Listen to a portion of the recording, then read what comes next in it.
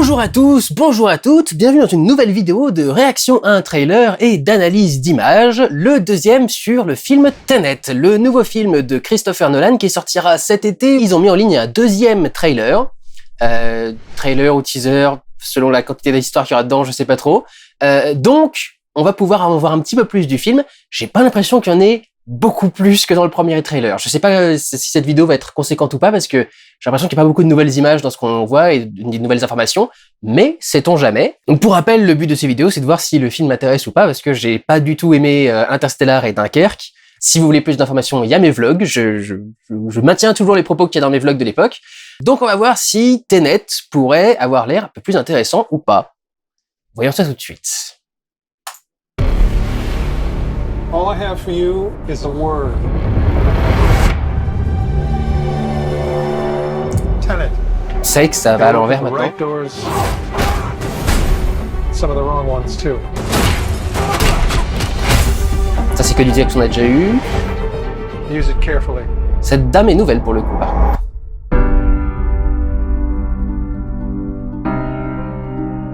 To do what I do, I need some idea of the threat we face.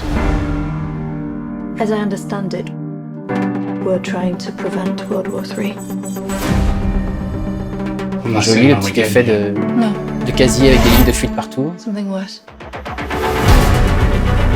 I gather you have an interest in a certain Russian national. Why did you bring me in? You really want to know? He can communicate with the future. Time travel. No. Inversion. Aim it and pull the trigger. You're not shooting the bullet, you're catching it. Whoa. Well, I've seen too much. Well, we'll try and keep up. Totalement infaisable et improbable comme système. Your duty transcends national interests. Je dois rattraper la balle. Seems bold. Old, I'm fine with. I thought you were gonna say nuts. This is where our worlds collide.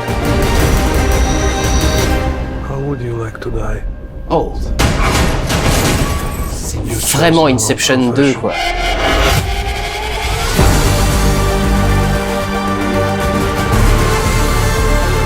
Well, that from here. Hasn't happened yet.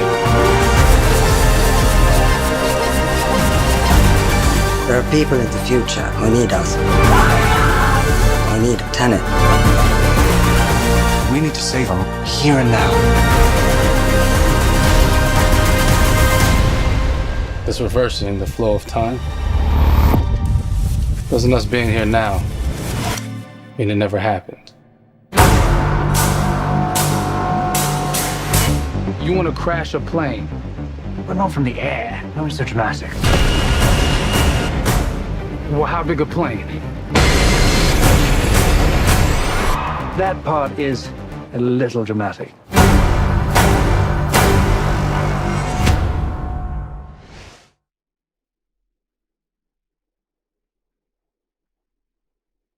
C'est Inception.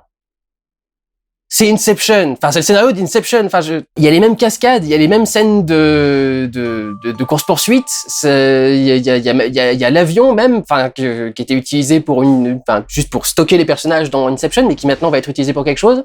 Le truc sur l'avion à la fin, c'est exactement la discussion qu'il y a entre le héros de Inception et le mec qui, je sais plus comment il s'appelle, Saito, non? Le mec qui gère la grosse boîte et qui engage les mecs pour faire l'Inception pendant le truc, quoi. Et c'est pas l'Inception, c'est l'Inversion. C'est pas la même chose, mais c'est exactement le même film. C'est exactement le même film. Le recyclage de scénario à ce point, honnêtement, je suis choqué. On a juste remplacé un concept par un autre concept, un peu barré, donc l'Inception par l'inversion, et sinon c'est le même film. Encore une fois, comment est-ce que le truc va être utilisé dans le... Est-ce que ça va rehausser véritablement l'intérêt de la scène d'action? C'est ça la question que je me pose principalement en voyant ce genre de truc, et j'ai pas l'impression. Enfin, vous avez vu ma gueule, quoi, vous avez vu ma gueule à la fin du trailer. Zéro hype. Rien. Revoyons ça.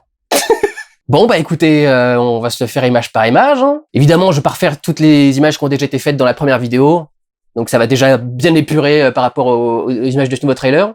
Cette première image, je la trouve intéressante pour le côté, encore une fois, sombre de l'étalonnage du film. Vous voyez que là, la mer est noire. L'océan, en principe, c'est bleu ou vert si vous êtes en Bretagne. Et là, c'est noir. Donc ça s'accorde vachement bien avec le bateau. Ça fait une ambiance très très sombre. C'est une colorimétrie qui est assez particulière. Je pense pas qu'elle était particulièrement grugée non plus. C'est quand tu vas avec les bonnes conditions météo et aux bons endroits de la mer, c'est noir quand tu regardes au fond, quoi. Alors en termes de couleurs, là on a tout un ensemble de plans qui appartiennent a priori à la même scène, en tout cas qui se déroulent dans le même décor, et qui ont une certaine harmonie de couleurs. On a des gris, on a des bleus foncés, et éventuellement quelques rouges assez discrets sur quelques extincteurs, donc des petites touches d'autres couleurs pour juste montrer que c'est un décor classique et qu'il n'y a pas eu de manipulation. Donc on a la robe bleue de la meuf qui fait le truc. Il y a le cuivre, c'est peut-être pour ça qu'il y a un peu de rouge, c'est parce que c'est à cause des ustensiles en cuivre qui doivent rester aussi dans l'harmonie de couleurs. Là, on a un plan extérieur qui est assez intéressant parce que bien qu'on soit en extérieur, qui devrait être quelque chose d'un peu plus libre, on est dans une ville et tout est rigide. Il y a que des lignes en fait dans ce plan. Regardez bien, il y a que des points de fuite avec les lignes blanches sur le sol, les lignes les bords des vitres, les barreaux des fenêtres, etc. Au fond, pareil, vous avez des rangées de fenêtres avec les lignes qui partent vers le fond, qui font des points de fuite, etc. Il y a que des lignes en fait dans ce plan, partout.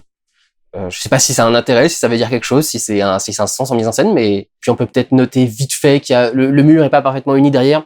Le cinéma aime pas les choses trop parfaites. Si c'est trop parfait, ça a un sens particulier. Si on filme le monde réel, généralement, on aime qu'il y ait des défauts, en fait, dans le décor. Donc, genre, de la peinture écaillée sur un mur, très bien. Je pense pas que ce soit de l'éclairage naturel, pour le coup, parce que si vous regardez la petite lampe, là, qui est à côté du petit passage éclairé, là, de l'escalier, autour d'elle, elle fait pas beaucoup de lumière. Alors que on suggère qu'il y a une deuxième lampe alignée hors champ sur le bord du cadre de ce coin-là. Mais vous avez vu l'espace qu'elle allume en un truc, donc tu vois que c'est pas les mêmes lumières pour le coup. Donc je risque peut-être un peu mon jugement par rapport au premier trailer, c'est peut-être un peu moins lumière naturelle que ce que j'aurais cru. Ça travaille une lumière naturelle, mais il y a quand même une lumière beaucoup plus travaillée que du pur naturel en fait dans ce qu'on a à l'écran. Et encore une fois une harmonie de couleurs, les gris, les marrons, les blancs beiges. Un des plans nouveaux rajoutés dans ce trailer, donc ce centre de stockage qui doit contenir je ne sais quels appareils utilisés pour je ne sais quel truc. Et que je ne sais pas comment il arrive à choper dans sa main plutôt que de le faire tomber sur le truc alors qu'il a peut-être pas. Ça va me prendre la tête ce film avec ces histoires d'aller en arrière et de machin. Il y a des trucs ça va pas être cohérent, j'ai l'impression.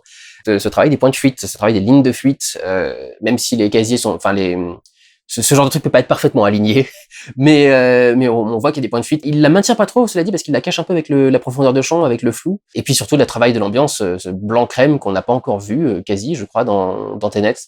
Et lui qui en ressort avec son costume vert. C'est vert quoi ça? vert foncé ou un truc dans le genre. C'est vert même. Enfin, ça paraît en vert sur votre écran ou pas? C'est marrant d'ailleurs. Si vous notez encore une fois, on va dire que j'arrête pas de noter le fait qu'il soit noir, mais pour le distinguer de sa chemise, on lui met une sous-chemise blanche qui distingue le vert qui est un peu proche du coup d'une couleur sombre, avec un vrai liseré blanc très très net pour bien le démarquer par rapport à sa peau ensuite et arriver à son visage, simplement pour esthétiquement bien démarquer les différentes textures, les différentes couleurs. Le contre-champ qui lui a beaucoup moins de profondeur de champ parce que on est concentré sur elle, lui est au bord cadre et près tout ce qui est derrière elle est trop proche de la caméra pour qu'avec ce point-là ça passe dans le flou ensuite. Donc là, plus de choses sont nettes. Et vous voyez aussi l'harmonie de couleurs, elle a sa petite chemise blanche pour s'associer au décor, elle a la robe qui est un petit peu rougeâtre, un petit peu machin, pour pas déranger par rapport au contenu des petits plateaux là. Là, un plan assez classique, le travail quand on filme l'océan, on adore foutre les reflets du soleil au milieu du truc, parce que c'est ça qui rend le plan joli. Sinon tu filmes juste un relief quoi qui est en train de bouger. Si tu filmes les reflets de lumière, tu fais quelque chose de beaucoup plus artistique et intéressant. Donc généralement quand tu fais un plan sur l'océan, tu essayes de choper le reflet du soleil dans l'eau pour bien distinguer, pour faire une image intéressante déjà visuellement, mais plus de contraste. Et pour bien distinguer, par exemple ici on a un contre-jour entre le bateau et le soleil. Le bateau est assez sombre, on voit pas trop la distinction par exemple entre la coque du bateau et le moment où il touche l'eau. Un travail assez classique du reflet du soleil avec en même temps quelque chose de pas très classique avec ce contraste très particulier, ce contre-jour quasi un clair-obscur, mais il y a beaucoup plus de clair que d'obscur, donc c'est pas du clair-obscur, mais le clair-obscur a beaucoup plus d'obscur que de clair généralement. Ça peut être un plan qui peut être pas mal pour vous parler du découpage de l'image. Regardez comment les choses sont réparties dans l'image. Vous avez un tiers en bas qui est occupé par la visière, un tiers au milieu qui contiendra éventuellement les bouches, et le tiers du dessus qui contient les yeux. On découpe l'image comme ça, on découpe l'image en tiers, en quart, en cinquième, etc. Mais on essaye toujours d'avoir certaines parties qu'on considère importantes sur le haut, notamment les yeux, qui sont généralement au 1/3 supérieur ou aux 2/3 bas du cadre. Généralement, c'est là qu'on les range dans le cadre. Et vous pouvez aussi remarquer comment ils sont répartis dans le cadre. Ils sont pile poil sur les traits de séparation au milieu. Donc là encore, comment est-ce qu'on compose une image? C'est avec ce genre de ligne directrice, avec ce genre de cadre. Et on peut noter, encore une fois, sur un plan comme ça, à quel point c'est compliqué de gérer la lumière, même les fortes lumières, avec un acteur afro-américain, parce que vous voyez que l'actrice derrière, presque tout son corps est éclairé et visible, même avec la réfraction simplement de la lumière sur le bord du bateau, un truc dans ce genre-là. Enfin, vous pouvez voir même la partie sombre de son visage. Alors que lui, il a une partie qui est vraiment éclairée et presque en surexposition, l'autre, il y a quasi pas de détails à l'intérieur. Donc encore une fois, la lumière, c'est vraiment compliqué à gérer sur les peaux afro-américaines. Ça, c'est un plan qui le montre très bien. Là, vous avez un acteur qui est correctement étalonné et l'autre qui est à 2 doigts d'être surexposé et à 2 doigts d'être sous-exposé en même temps. C'est vraiment particulier de mélanger les deux peaux en même temps et de filmer certaines peaux au cinéma. Donc c'est encore une fois, la lumière est très bien faite dans ce film. Encore une fois, quand on fait de la lumière à visée naturelle, si on fait de la lumière artificielle, on peut rehausser n'importe quelle peau de n'importe quelle façon. Il y a plein de choses pour que ça se voit. Mais en lumière naturelle, c'est plus compliqué. À nouveau, un plan qui montre un très beau travail des couleurs. On a des harmonies de vert grisâtre, vert sale ou gris sale pour tout ce qui est béton et tout le bordel, même les armes un petit peu, même le panneau électrique qui est au fond. On a le bleu nuit, le bleu foncé, le bleu marine pour la porte de sortie, les costumes des 2 personnages. Les armes sont noires, bleu marine un petit peu, je sais, j'arrive pas trop à le dire, peut-être plus proche du vert grisâtre du reste. Et on a ce point de couleur dans l'image, la femme en robe rouge. Elle ressort vachement par rapport au reste, puisque c'est une couleur qui est opposée au vert et au bleu, le rouge. C'est une couleur qui se détache beaucoup par rapport à ces deux-là. Pour ne pas sortir de nulle part non plus dans le décor, vous voyez que c'est juste présent sur les 2 signaux danger du panneau électrique qui est au fond. C'est le seul truc qui est rouge dans le cadre, mais ça fait un autre élément du cadre qui a cette couleur, et du coup ça crée une harmonie de couleurs. C'est pas juste faire un personnage qui est habillé différemment dans un décor d'une couleur qui est complètement opposée. Il y a une harmonie de couleurs qui est travaillée. On peut noter également l'éclairage génital, très dur, très marqué, très direct, qui fait un peu disparaître les ombres, et du coup ça fait une ambiance assez particulière dans un film. Donc là c'est vrai que ça donne une ambiance beaucoup plus rude et abrupte à regarder. Ici, plan intéressant aussi pour la lumière, encore une fois. Vous voyez qu'on a beau être en plein jour, mais avec les rideaux un petit peu tirés, ils sont obligés d'avoir allumé une lumière au fond du truc pour faire un rehaussement sur le visage de Robert Pattinson en intérieur. Et la partie qui est de l'autre côté de la lumière commence vraiment à rentrer dans l'ombre et à être beaucoup plus compliqué à lire. Pour que le décor réfléchisse bien la lumière, on a quand même des décors avec des surfaces réfléchissantes. Les tables sont laquées pour permettre de réfléchir les lumières, réfléchir les textures, et pas faire un truc trop éteint. Toute la scène est filmée en champ contre champ pour se permettre d'avoir un contre-champ sur le personnage principal, beaucoup mieux éclairé. Vous remarquerez que la lumière a l'air d'être beaucoup plus tard dans la journée derrière lui qu'elle ne l'était dans l'autre plan. Ce qui permet, les ombres vont pas dans le même sens, ce qui permet pour le coup d'avoir du coup une lumière plus intéressante, plus forte presque en intérieur qu'en extérieur. On peut la rehausser un petit peu, peut-être avec un petit truc hors champ à nouveau pour essayer de se rehausser par rapport au jour qui est derrière. Sinon, on aurait probablement à nouveau un contre-jour un peu compliqué à gérer. You're not shooting the bullet, you're catching it. Ça n'a aucun sens. Je suis désolé, pour le coup, c'est pas une analyse d'image, mais le fait d'avoir le temps de voir la balle sortir du trou, de faire son ricochet et d'arriver dans le canon, enfin, et comment tu la récupères? Enfin, c'est... Ou alors elle dit ça de façon métaphorique, le but c'est pas d'essayer de récupérer la balle avant qu'elle revienne dans ton flingue, que ça se ressent comme si tu essayais de récupérer la balle et qu'elle venait dans ton flingue. Mais si l'explication est ce que je crois, ça n'a pas de sens. Si c'est ce que je viens de dire après, l'autre explication que je viens de donner, si c'est juste une façon de feeling, ça a plus de sens déjà. Je vais passer vite parce qu'il faut que j'arrête d'insister à ce point là-dessus, mais vous voyez là, moitié de visage complètement illisible, malgré le travail de la lumière qui a été refait entre deux. Ils ont même bougé la caméra pour pouvoir mieux cadrer. Quand même une grosse différence d'un côté à l'autre du visage. Bon, un joli petit plan sur un village italien, mais enfin, il y a pas grand-chose à dire non plus, quoi. C'est intéressant que lui aussi soit en majeure partie dans l'ombre. Il y a une envie de mettre les trucs dans l'ombre dans ce film. Là, pareil, c'est un plan qui est travaillé avec un étalonnage et une ambiance qui est très particulière. Enfin, il y a de la brume ou de la pluie. Je sais pas ce qu'il y a entre les deux, mais il y a un truc particulier. Enfin, vous voyez qu'il y a aucun détail presque, avec une image qui est très désaturée, qui a un étalonnage très particulier, très grisâtre. Là encore, harmonie de couleurs, les briques, la lumière, la couleur peau qui sont les couleurs chaudes, et on a du bleu et du bleu. Grosso modo du bleu gris. Un petit peu de bleu vert, un peu de bleu marine. Donc encore une fois, on essaie de faire des associations des ambiances de couleurs qui sont marquées par deux teintes très particulières, un peu de blanc aussi. Je sais pas quoi dire de plus. Harmonie des couleurs aussi, la veste de Pattinson avec le sol, la veste du mec indien avec le truc un peu vert planté derrière, je sais pas trop quoi, le bleu nuit du personnage principal avec les costumes des autres personnages.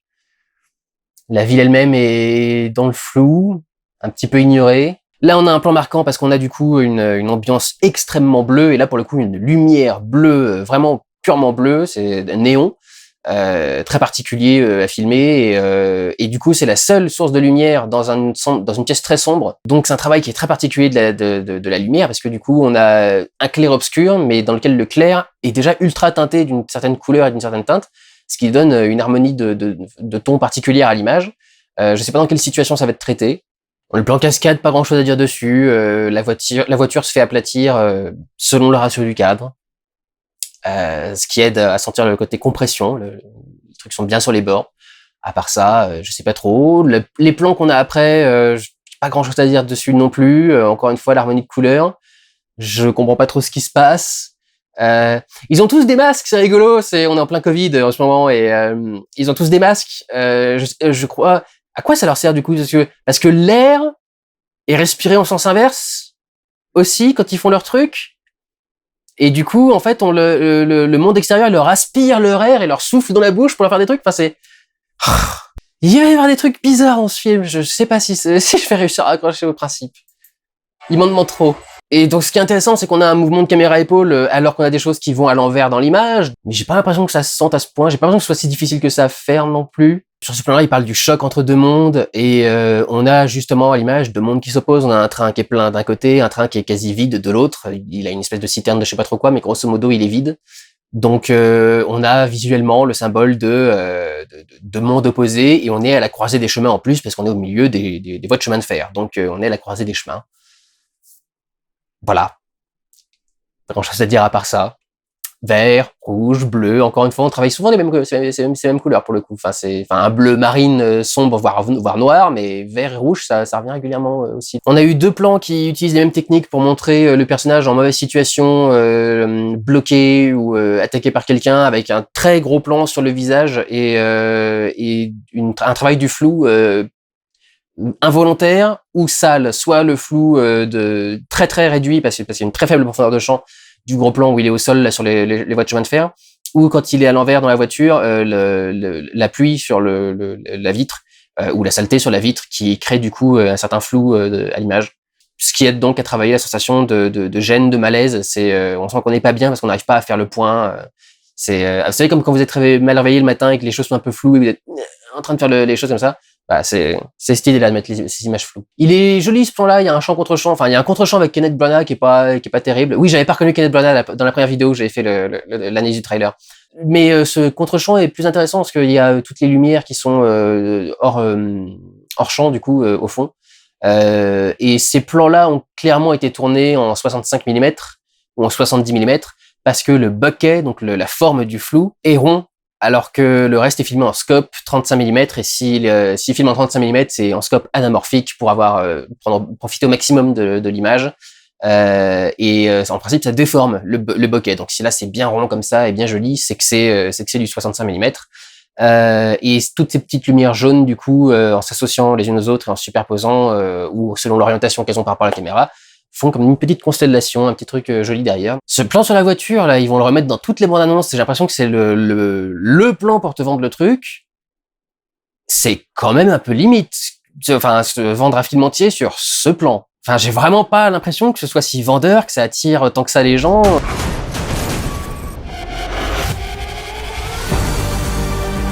T'as même pas l'impression que ce soit impressionnant parce que t'arrives pas à comprendre comment fonctionnent les bagnoles dans le trailer. Dans le film, je suppose qu'il y en a une qui roule à l'envers pour une raison particulière et que l'autre se remet en avant pour un truc. Mais quand tu vois le plan comme ça, tout va dans le même sens et à la même vitesse et c'est pas impressionnant en fait à regarder.